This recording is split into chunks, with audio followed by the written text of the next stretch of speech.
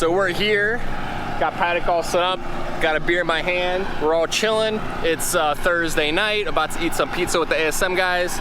So yeah, finally be able to catch a breather. The trip here was pretty easy, man. It's 6 hours from Columbus, not too bad at all.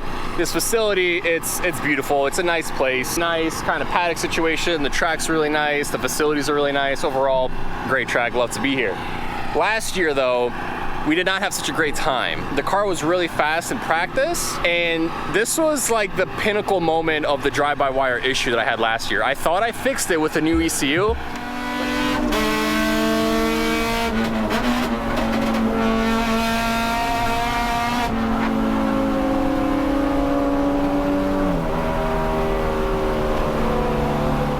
But it came right back, and then I had a bunch of drive-by-wire issues, and eventually I found the solution to it, which was the clutch pressure sensor. I had a cheap sensor in the car at that race here last year, and that's what was causing all the little issues with the drive-by-wire. So I fixed that, managed to qualify well, we raced well, we were like top 3 pretty easily, and then I had a drive-by-wire throttle body failure. So the throttle body itself actually failed.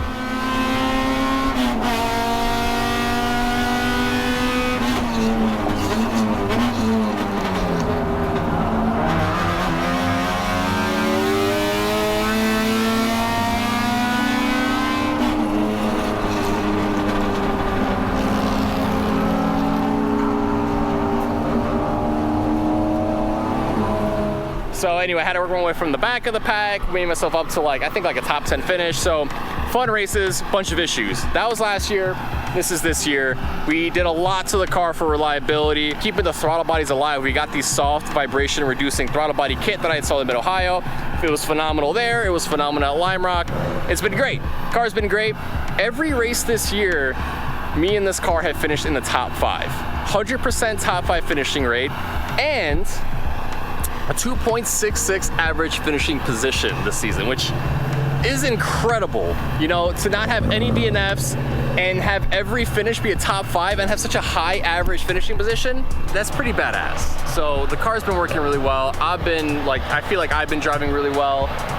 Lime Rock was phenomenal, the car was phenomenal there, and I'm expecting the car to be just as good at this track. Season championship, I'm in 2nd place right now. I'm 16 points behind Maton Rosenberg, which she's paddock kind of over here. So the way the season championship works, I probably explained it a few times, but it is kind of confusing. You can run as many races as you want the entire season. However, only your best 14 finishes count, plus the last 4 events at pit. Pit, you cannot drop any of those races, those all count. However, throughout the entire season, it's only your best 14 finishes. So what that means is, the best way to win the championship is to do as many events as you possibly can, so you can basically stack up as many wins and podium finishes as you possibly could. So right now, I think I have 4 wins, 8 seconds, and I believe 2 thirds. Whereas Maton Rosenberg, he's over there he is, you can see his hair a mile away. He's at 8 wins, 4 seconds, and 2 thirds. So essentially, the amount of points you get for first is 4 points greater than the points you get for second. So with those 4 wins, he's 16 points ahead of me. So the only way that I'm gonna close this gap on Maton in the season championship is if I either get 2nd place finishes or ideally get some more wins. That's the goal this weekend, is get more wins. It's gonna be tough, but I think this track is well suited for this car. I did a minor setup change for this track. I made the car a lot softer, and I also raised the car quite a bit because this track is pretty bumpy. There's a lot of curbs you need to use. So the car is a little bit softer, and the only other change I've made to the car is the TL rear brakes. So they're a little bit larger in diameter, so theoretically, we should have a little bit more rear brake bias, and I think that's gonna pair perfectly with the ABS. Nothing really happening tonight. It's Thursday evening at 7 p.m. We're gonna probably eat some pizza with the ASM boys, and then just chill, have some beers. It's like perfect weather to go for a run too, so I might try to do that. I believe tomorrow is 2 practice sessions and qualifying. And then we have 2 races on Saturday, and then 2 on Sunday. And then yes, this race is live stream, so you guys will see throughout this video live stream coverage of this event. So anyway, time to go drink some beers. I'll catch you guys later.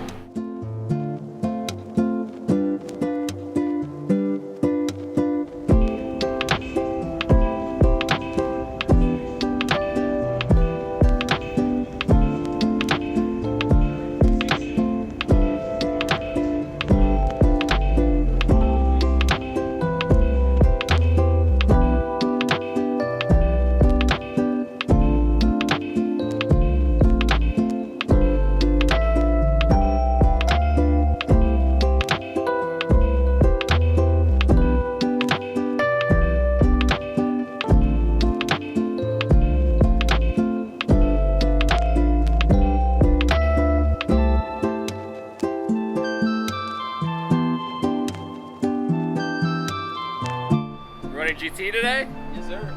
No TC for Magnuson, he's running GT.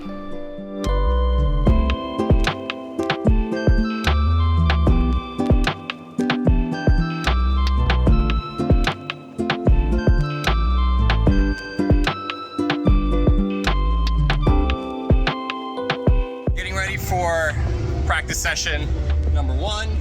We got 2 practices today, 1 qualifying. Let's get into details about the car setup. So, running pretty similar to what I ran at Lime Rock, so light car setup.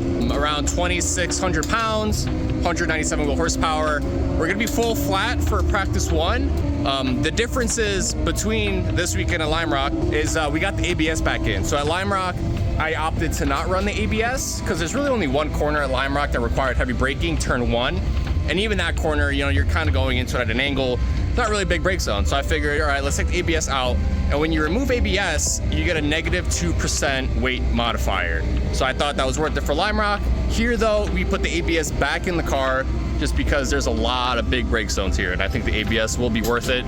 So that means essentially we're 2% heavier than we were at Lime Rock.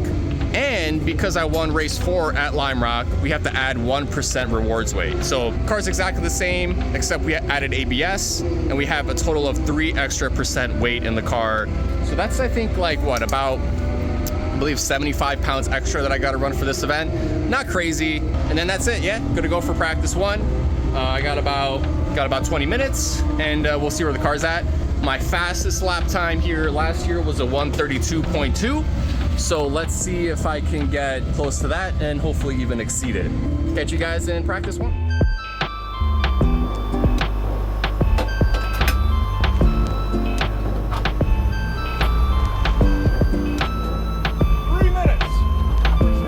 Practice 1, let's go. Got some fresh honk here on 1 pad to the rear, so I'm gonna probably bed him in for a few laps and then feel out how the rear calipers work. But should be a pretty chill session. We got a lot of practice this weekend, so I'm not too worried.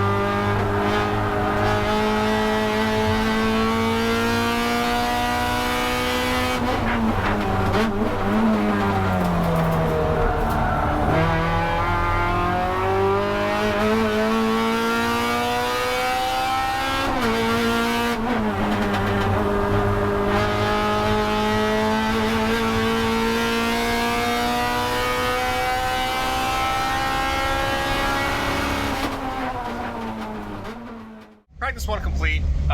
Really only got 1 flying lap that session, mostly caution. So I guess it's good that we have multiple practice sessions this weekend. Car felt okay. Brake pedal felt pretty soft, but that's mainly because I just put new calipers on the rear. And it always takes a few sessions to get all the air out of the system, especially with an ABS unit in the car. Because if you have any air in the ABS unit, you know, it's got to travel all the way through the line. So we just bled the brakes, me and my dad, so hopefully that'll be good for the next session. Other than that, really nothing else to report. Kind of hard to get a feel for the setup on the car with only 1 lap. So we'll go into the second practice here, hopefully with a few more laps, and then get a really good feel of the setup. But yeah, P3, that session, decent, you know. Matt Walbaum and Annie Smedgar. What is all this smoke? Got 1 and 2. Smoke, that was weird. Anyway.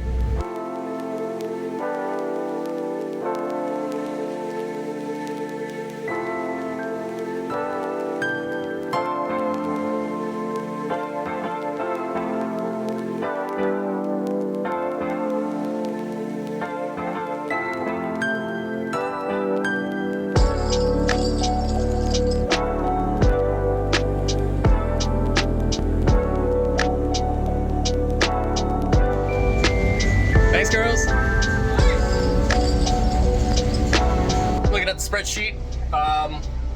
Making a few changes here and there. Mainly some shock adjustments, and also power. So I just got off the dyno, mainly to check. First few pulls made 197, which is exactly what I set it to at Lime Rock, so that's awesome. It's always nice to know that the dyno is reading consistent from event to event, but I actually pulled it back down to 195. So I'll put the dyno plot here. It's 195 from like 6K all the way to 8,500. So it's taking the full sub 200 flat power, which I believe is 1%. But yeah, at 195, I like that number a lot more because it gives me a good safety buffer to 200, right? So if I exceed 200 horsepower after a race, not only do I need to have enough weight to cover that horsepower difference, I also need to have enough weight to cover the next engine category. So right now I am currently in the sub 199, greater than 1.5K flat, so that's 1%. If I make 201 horsepower, I have to not only cover the extra horsepower, I also have to cover that extra 5%. So it goes from 1% to 6%. The horsepower rules, they're kind of confusing, but basically if I get 201, I'm screwed. Going down to 195 gives me like a 5 horsepower buffer, and I'll have enough weight as well to cover up to like 200. Feel a lot more comfortable running at that 195. And like I said, that flat curve, it's perfect. It's about 2,500 RPM of flat. So I can kind of run like third gear at a lower speed, and I'll have that power and torque available to kind of pull me out of the corner. It doesn't require me to shift down to second. Car's pretty much ready to go for practice 2. We got our weight confirmed, we got our dyno horsepower confirmed. So now there's nothing really left to do besides focus on setup in practice 2, and then I'll have qualifying after that. And hopefully the car's pretty good. I'm about to drink that NOS energy drink. It's gonna be delicious. The NOS Zero is actually pretty good. I don't mind it. Yeah, let's go FB2 coming up.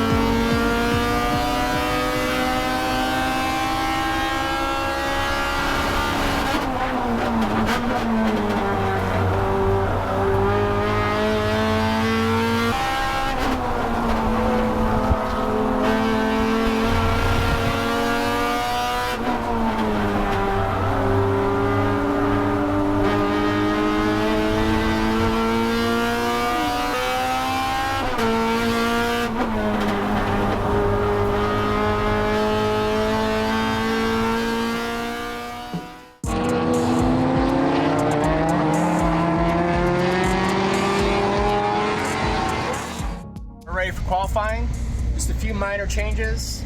We put brand new sticker Falcon RT660 pluses. These were the ones I actually had at the car show, so They're not quite 0 heat cycles. They had a few highway miles on them. They should still perform really well. One thing I didn't really account for is these are TSW Kenmoras, and the offset on these is 3 mil less. 3 mil less? Yeah, 3 mil less than the Tire Rack Motorsports wheels with the Aero disc. So I had those in practice and at Lime Rock on the Falcons. And the Falcons, they run a little bit wider than the Kumo. Well, they don't quite fit in the back on the TSWs. So I actually had to add a little bit of camber to the back just to make them not rub. They rubbed a little bit on the way to the car show, but I also had the car pretty slammed, so it had a lot more camber. Yeah, now it's pretty close because I raised the car up a little bit. Yeah, increased camber by 0.4 degrees in the back to give me a little bit more space. Some other things that I did, I increased wing angle a little bit just because the car was a little hairy in the fast left-handers. And then I also messed around with the shock settings a little bit. A little less high-speed front bump because hitting these curbs, they're pretty big and it kind of upsets the car a little bit. So I went down on high-speed bump, and then I also changed the rebound and the compression in the rear as well. Just kind of trying to get the car in a comfortable state around these curbs. You guys see all the blue tape I have on all 4 corners of the wheel wells? That's just basically to make sure that I'm not rubbing the tire into the chassis. And after that practice session, it is not touching anywhere. So I have plenty of travel. Car's at a good ride height, so hopefully in qualifying we can run a good lap. 195 horsepower exactly. And yeah, we came pretty close on weight, so I also added 12.5-pound brick into the weight plate on the passenger floor. That's basically it, man. Everything's ready to go for qualifying. I just gotta get a good lap out there. I heard Andy Spedgard in the 2.4 liter FRS. I heard he turned his transponder off in the second practice, and I heard he went pretty quick. I heard maybe like a low 32, so that puts us P2 in the second practice because I ran a 32.8. But I think with these sticker Falcons, I think we're gonna be hopefully knocking down on a pretty low 32, maybe even the 31s. I doubt it, but I'm expecting a 32.3. So let's see if I can manage that and hopefully get on the front row for tomorrow's race. Copy, good radio. Yep, I hear you. Okay, 130. Yeah, I mean 131.9 maybe.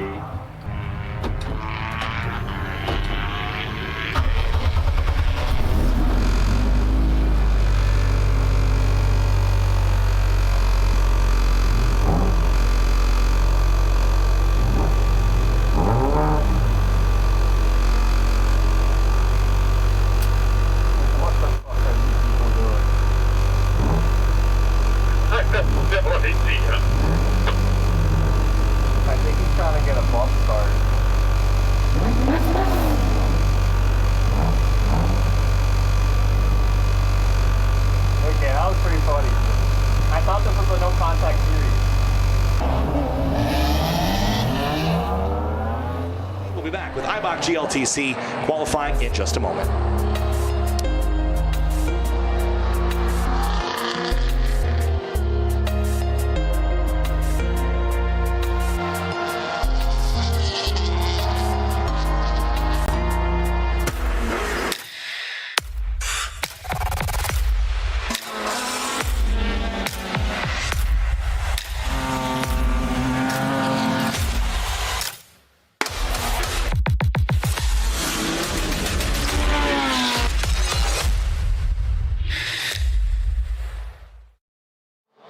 To Grid Life Touring Cup qualifying, and Joliet, Illinois Autobahn Country Club at Grid Life Chicagoland, round 7 of 9 in the 2025 season. Eibach GLTC about to set the grid for the first of 4 races. That first race will be tomorrow morning, but 30 cars to set the grid. Kyle Heyer joined by Mike Bryant, one of our Falcon Club's here, our competitors here.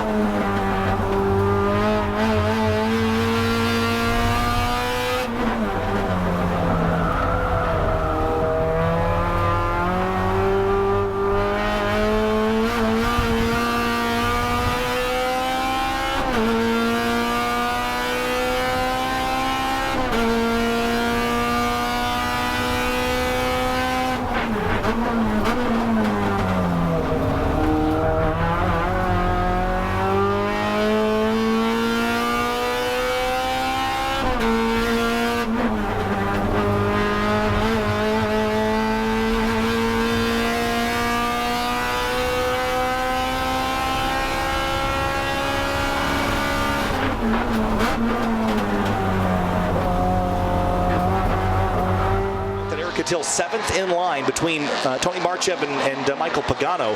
I would have liked some more clear racetrack, so we'll see how he does here, but qualifying is so critical. I don't know that if you qualify outside the top 10, you have a shot at winning the weekend. That's how crucial it is. It's certainly possible, but we see even drivers like Matan Rosenberg, they're so fast, but you bury them in traffic, it's very difficult to make up. That's true, but we have seen some Herculean drives before. You know, Matan, even at Road America, was able to come back from 20th and pull back. And we've seen when we do the inverts, right? Catil's got a really good racecraft. He really finds his way through the field. But I do agree, it's going to be important to qualify well. So Matan's got clear road and was up in the top 5 after practice 2. A little bit of concern after practice 1 was only 9th quick. And we noted this much smaller spoiler on the rear wing as well. So again, interesting choice for this weekend. But if he's fast with it, I wonder what he's doing. Does he have the other wing as an option, just in case? Sure, it's there. Yeah. So let's see. Cross the stripe. First lap for Rosenberg, 1:33.432. That's a solid lap. But Smedegaard beats it by a couple of seconds, 31.7. And where's Catil coming across the stripe here? That'll be the ultimate test between those two championship leaders. And we'll expect him about now. There he goes. 2nd place over Rosenberg by a good bit, a second and a half. Man, these are fast lap times. That is unreal.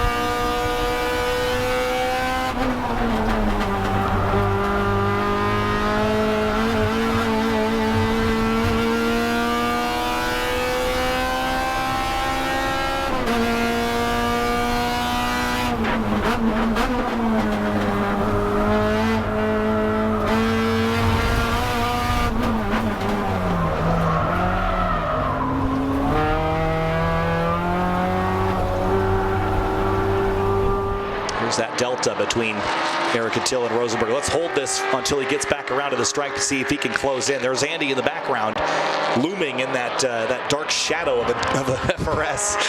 Pulling on the draft. I don't know how effective that is at Autobahn, but it can't hurt. Yeah, we're not seeing crazy high speeds on the backstretch there. I think in Club SC in our time attack classes, maybe there's something to be had there. I'm not sure if there's a ton to offer in Eibach GLTC, but I like seeing Andy using all that curb through 11. I've watched his how-to videos on this track before, and he always talks about eating that up. And Rosenberg picks up slightly at 32.491. Smedegaard went faster, though, too. He did, 31.419. Actually, that was a pretty sizable pickup there for Rosenberg. That was up into the 32s now, just 4/10 behind Catil. Look at Tony Marchev up to 5th.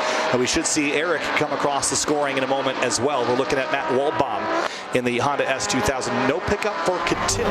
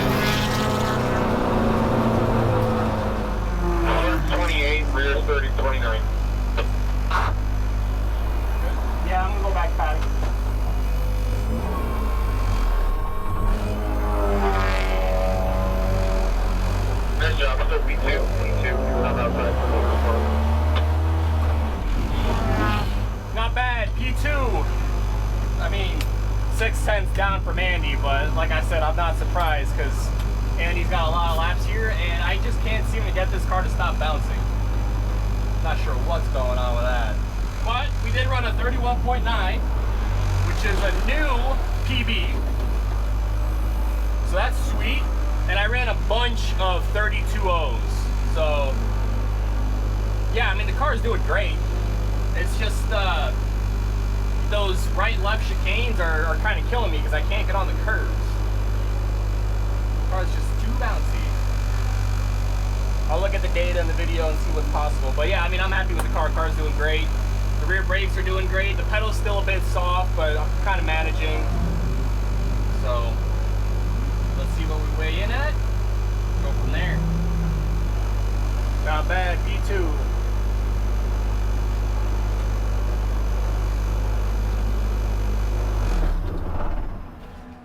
$26.52. Ah, shit.